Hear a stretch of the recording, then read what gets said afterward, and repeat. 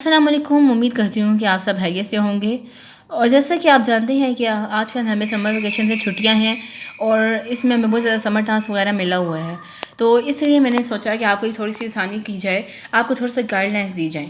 तो सबसे पहले हमने फिज़िक्स का चैप्टर नंबर 1 है, फिज़िकल क्वांटिटीज़ एंड मेजरमेंट। इसको ओपन कीजिए, बुक ओपन, पंजाब बोर्ड का है और 9th क्लास है। इसमें हमें सबसे पहले आपको थोड़ी इजी डेफिनेशंस आपको बता देती हूँ। सबसे पहले हम लोगों ने यहाँ से करनी है। डेफिनेशन है हमारे पास, the knowledge gain through observations and experiments is called science. Basically ये डेफिनेशन साइंस की है। साइंस क्या चीज़ है, इसको फुली इस जो है 2 लाइन्स में एक्सप्लेन कर दिया है इस बुक में। और यहाँ पर साइड पे आप देखें, यहाँ पर भी आपके पास फॉर योर इन्फॉर्मेशन के लिए, आपकी इन्फॉर्मेशन के लिए ये अक्सर आ जाती हैं एमसीक्यूज़ में, लेकिन ज़्यादा इंपॉर्टेंट नहीं है। तो ज़्यादा इंपॉर्टेंट चीज़ें ये हैं, मेरे पेपर में भी आए थे साइंस का, डिफाइन साइंस, और यह आप करनी है। उसके बाद यहाँ पर सेकंड डेफिनेशन हमारे पास आती है।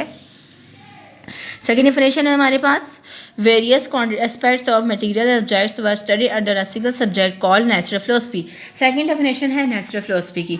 नेचुरल फिलोसफी की है और इसमें बताया नेचुरल फिलोसफी जो होती है उसकी 2 टाइप्स होती हैं। वो डिवाइड हो चुकी है 2 चीज़ों में, 2 टाइप्स में डिवाइड होती है। उस एक होती है फिजिकल साइंसेज और एक होती है बायोलॉजिकल साइंसेज। फिजिकल साइंसेज वो होती हैं जिनमें जो नॉन लिविंग के साथ डील करती हैं, और बायोलॉजिकल साइंसेज वो होती हैं जो लिविंग थिंग्स के साथ कंसर्न हुई होती हैं, मतलब उनके साथ डील करती हैं, उन्हें कहा जाता है। और उसके बाद वाला पैराग्राफ आई थिंक नहीं करना चाहिए क्योंकि मैंने नहीं किया और पेपर में भी नहीं है अल्हम्दुलिल्लाह से। और यहाँ पर मोस्ट इम्पॉर्टेंट जो है इस चैप्टर की चीज़ें हैं, ये ब्रांचेज़ हैं, ये सब करनी है। और ये जो बोर्ड के पेपर्स होते हैं उसके फर्स्ट पार्ट में से डिफरेंशिएट भी आ सकता है या अलग अलग भी आ सकती हैं। ये हमेशा आती हैं और आगे भी लगता है कि आती रहेंगी। मेरे पेपर में 4 आई थी और मैंने इनको अच्छे तरीके से किया था, इसलिए अच्छा सा अटेम्प्ट हो गया था। अब यहाँ से मैकेनिक्स की है, हीट की है, साउंड की है, लाइट की है, इलेक्ट्रिसिटी एंड मैग्नेटिज्म की है, एटॉमिक फिजिक्स है, न्यूक्लियर फिजिक्स है, plasma physics and Jio physics. सारी इंपॉर्टेंट है, मैं इसमें आप कोई भी चॉइस पे नहीं छोड़ सकते क्योंकि कोई भी आ सकती है और ये सबसे ईजी हैं। और उसके बाद हमारे पास आती है introduction physics. What are the main streams of physical sciences. Main streams physical sciences कौन कौन सी हैं? फिजिकल साइंसेज जो है, एक नेचुरल फिलोसफी थी, वो एक बायोलॉजिकल साइंस में डिवाइड हुई और फिजिकल साइंसेज में। तो अब फिजिकल साइंसेज फर्दर किस में डिवाइड हो गई है? 5 डिसिप्लिन में डिवाइड हो चुकी है। 1 physics, 2 chemistry, 3 astronomy, 4 geology and 5 metrology.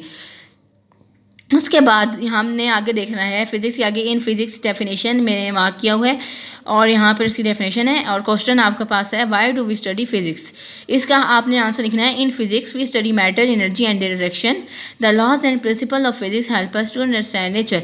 इसका यूज़ भी आ सकता है, फिजिक्स का क्या यूज़ है, कहाँ कहाँ यूज़ हो सकती है, और ये भी, और उसकी एग्जाम्पल्स नीचे दी गिवन है, मैं आपको बताती हूँ। और इसकी डेफिनेशन भी फिजिक्स की ये है जो भी आपको मैंने बताई है। उसके बाद हम नीचे जब आते हैं तो मैंने हाईलाइट किया हुआ है, आप उसको देखें। A car is made on the principle of mechanics and a refrigerator is based on the principle of thermodynamics. ये है, आप इसमें एग्जांपल दे सकते हैं। Pulleys that makes easy to lift heavy loads, electricity etcetera. आगे बहुत सी डेफिनेशन दी हुई है, आपने उससे जो मर्जी चाहे करना चाहें, लेकिन एटलीस्ट 3 होनी चाहिए क्योंकि ये बहुत ज़्यादा है, इस वजह आपको 3 करनी पड़ेंगी। और उसके बाद यहाँ पर फॉर इन्फॉर्मेटिव यू नो है, यहाँ पे wind turbines are used to produce pollution free electricity. ये एमसीक्यूज़ में कई दफ़ा आता है और मेरे टेस्ट में भी बहुत दफ़ा आया था, इसको आपने लाजमी करना है। और उसके बाद नीचे आता है हाँ, जैसे कि साइंस जो है हमारे पास, साइंस डिवाइड हो चुकी है फिजिकल साइंसेज में, बायोलॉजिकल साइंसेज में, इनमें डिवाइड हो चुकी है। लेकिन इनके फिजिकल साइंसेज के बहुत ज़्यादा फ़ायदे हैं, लेकिन इसके उसी तरह इसके नुकसानात भी हैं। तो इन नुकसानात कौन कौन से नुकसानात हैं वो यहाँ पर डिस्कस हुए हैं। ये 3 to 4 लाइन से आपने वाली करनी है। इसका आएगा, what are the harmful effects of science. हाँ, यही कर लें जी। Scientific invention, what are the harmful effects of scientific invention, ये हो गया। और उसके बाद फिज़िकल क्वांटिटी सेकंड पॉइंट आता है 1.2, और उसमें हमारे पास all measurable quantities are called physical quantities such as length, mass, time and temperature.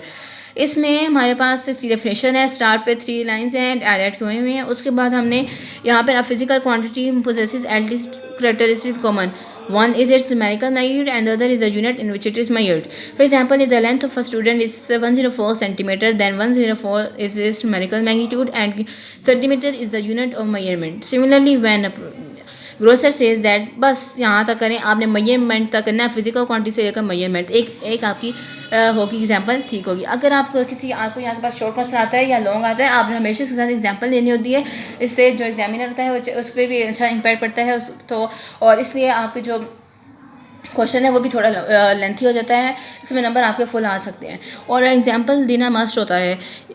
और उसके बाद हमारे पास आता है physical quantities are divided to base quantities and drive quantities. Base quantities और इसकी फिजिकल क्वांटिटीज़ जो हैं वो डिवाइड नहीं है, उसमें base quantities and drive quantities. और अब हम जो है यहाँ तक के लिए काफ़ी है आज के लिए। कल हम जो है हम बेस क्वांटिटीज़, ड्राइव क्वांटिटीज़ और इंटरनेशनल सिस्टम ऑफ यूनिट्स और बेस यूनिट्स और ड्राइव यूनिट्स को पढ़ेंगे। आज तक के लिए इतना ही। और बस आपको अगर मेरी ये समझने का तरीका अच्छा लगा हो तो प्लीज़ लाइक एंड शेयर ज़रूर कीजिएगा। और इसी तरह मैं आपको फिजिक्स के जो हैं चैप्टर्स पढ़ाती चाहूँगी और जब इस एक्सरसाइज आएगी तो फिर आप एक्सरसाइज के न्यूमेरिकल और क्वेश्चन आंसर आपको मैं बता दूँगी। Thank you.